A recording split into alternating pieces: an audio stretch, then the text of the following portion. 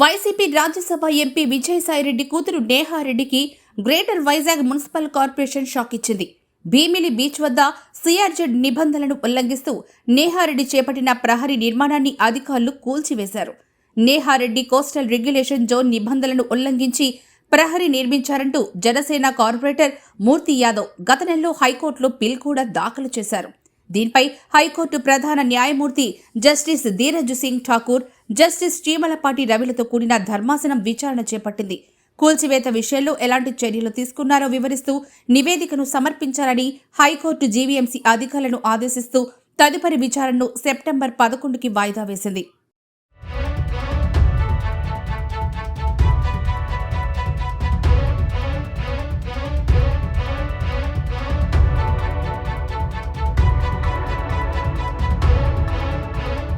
బీచ్లో ఎలాంటి కాంక్రీట్ నిర్మాణాలు చేపట్టడానికి వీల్లేదంటూ గతంలో హైకోర్టు ఆదేశాలున్నాయి.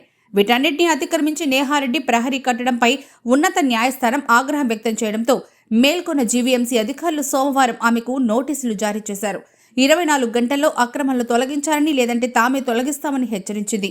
ఆమె తరపు నుంచి ఎలాంటి స్పందన లేకపోవడంతో బుధవారం ఉదయం జేసీబీలతో అక్కడికి చేరుకున్న అధికారులు ప్రహరీ గోడను కూల్చివేశారు.